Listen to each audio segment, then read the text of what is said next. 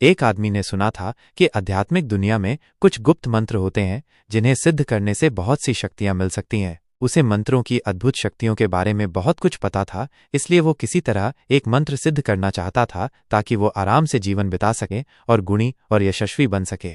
गुप्त मंत्र की दीक्षा लेने के लिए वह गुरुओं की तलाश में इधर उधर भटकता रहा। एक दिन उसे एक योग्य गुरु के बारे में पता चला और वह उनके पास गया। गुरुजी दीक्षा देने के लिए तैयार नहीं थे, लेकिन जब उस आदमी ने बहुत प्रार्थना की और उनके चरणों में गिर गया तो गुरुजी ने उसे अपना शिष्य बना लिया। कुछ दिनों बाद उसे गुप्त मंत्र बताने की तारीख तय की गई।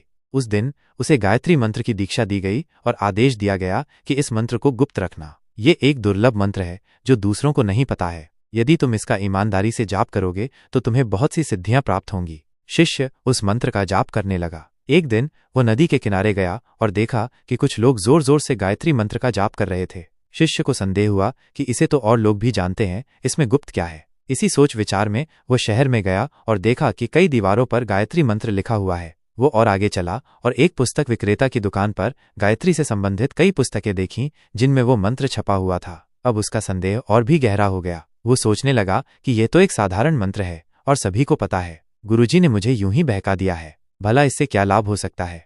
इन संदेहों के साथ वो गुरुजी के पास गया और गुस्से में उनसे कहने लगा कि आपने मुझे व्यर्थ ही उलझा दिया है और एक साधारण मंत्र को गुप्त और रहस्यमय बताया था। गुरुजी बड़े उदार और क्षमाशील थे। उन्होंने उतावले शिष्य को गुस्से में जवाब देने के बजाय उसे समझाकर शांत करना उचित समझा। उन्होंने उस समय उससे कुछ नहीं कहा और चुप हो गए। अगले दिन उन्होंने उस शिष्य को बुलाया और उसे एक हीरा दिया और कहा कि इसे क्रमशः सब्जी विक्रेता, पंसारी, सुनार, महाजन और जौहरी के पास ले जाओ और वे जो भी कीमत बताएं मुझे आकर बताओ। शिष्य गुरुजी की आज्ञा के अनुसार चला गया। पहले वह सब्जी विक्रेता के पास गया और उसे दिखाते हुए कहा, इस वस्तु की क्या कीमत दे सकते हो। सब्जी विक्रेता ने उसे देखा और कहा, यह तो कांच की गोली है, पड़ी रहेगी, बच्चे खेलते रहेंगे, इसके बदले में पाव भर सब्जी ले जाओ।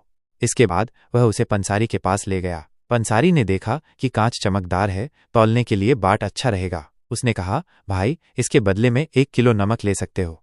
शिष्य फिर आगे बढ़ा और एक सुनार के पास गया। सुनार ने देखा कि ये कोई अच्छा पत्थर है, गहनों में नग लगाने के लिए अच्छा रहेगा। उसने कहा कि वो इसकी कीमत 50 रुपये दे सकता है। इसके बाद वह महाजन के पास गया। महाजन ने पहचान लिया कि ये हीरा है, लेकिन वो ये नहीं समझ सका कि ये किस प्रकार का है।